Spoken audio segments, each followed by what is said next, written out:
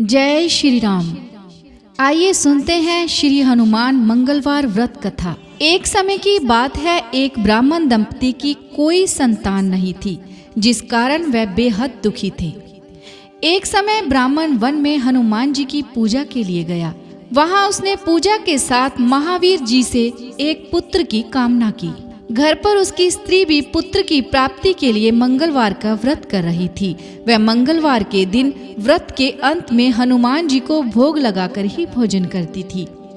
एक बार व्रत के दिन ब्राह्मणी ना तो भोजन बना पाई और ना ही हनुमान जी को भोग लगा सकी।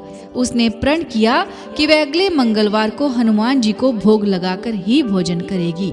वह भूखी प्यासी 6 दिन तक पड़ी रही। मंगलवार के दिन वह बेहोश हो गई। हनुमान जी उसकी निष्ठा और लगन को देखकर प्रसन्न हुए। उन्होंने आशीर्वाद स्वरूप ब्राह्मणी को एक पुत्र दिया और कहा कि यह तुम्हारी बहुत सेवा करेगा। बालक को पाकर ब्राह्मणी अति प्रसन्न हुई। उसने बालक का नाम मंगल रखा। कुछ समय उपरांत जब ब्राह्मण घर आया तो बालक को देख पूछा कि वह कौन है। पत्नी बोली कि मंगलवार व्रत से प्रसन्न होकर हनुमान जी ने उसे यह बालक दिया है। ब्राह्मण को अपनी पत्नी की बात पर विश्वास नहीं हुआ। एक दिन मौका देख ब्राह्मण ने बालक को कुएं में गिरा दिया। घर पर लौटने पर ब्राह्मणी ने पूछा कि मंगल कहाँ है। तभी पीछे से मंगल मुस्कुराकर आ गया। उसे वापस देखकर ब्राह्मण आश्चर्यचकित रह गया। रात को हनुमान जी ने उसे सपने में दर्शन दिए और बताया कि यह पुत्र उसे उन्होंने ही दिया है। ब्राह्मण सत्य जानकर बड़ा खुश हुआ।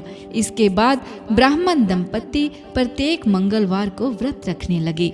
जो मनुष्य मंगलवार व्रत कथा को पढ़ता या सुनता है और नियम से व्रत रखता है, उसे हनुमान जी की कृपा से सब कष्ट दूर होकर सर्व सुख प्राप्त होता है और हनुमान जी की दया के पात्र बनते हैं। जय श्री राम। तो अब सुनते हैं मंगलवार व्रत की विधि। सर्व सुख, रक्त विकार, राज्य सम्मान तथा पुत्र की प्राप्ति के लिए मंगलवार का व्रत उत्तम है। इस व्रत में गेहूं और गुड़ का ही भोजन करना चाहिए। भोजन दिन रात में सिर्फ एक बार ही ग्रहण करना ठीक है। व्रत 21 सप्ताह तक करें। मंगलवार के व्रत से मनुष्य के समस्त दोष नष्ट हो जाते हैं। व्रत के पूजन के समय लाल पुष्पों को चढ़ाएं और लाल वस्त्र धारण करें। अंत में हनुमान जी की पूजा करनी चाहिए तथा मंगलवार की कथा सुननी चाहिए। मान्यता है कि स्त्री व कन्याओं के लिए यह व्रत विशेष लाभप्रद होता है। उनके लिए पति के अखंड सुख व संपत्ति की प्राप्ति होती है। तो प्रेम से बोलो जय श्री राम।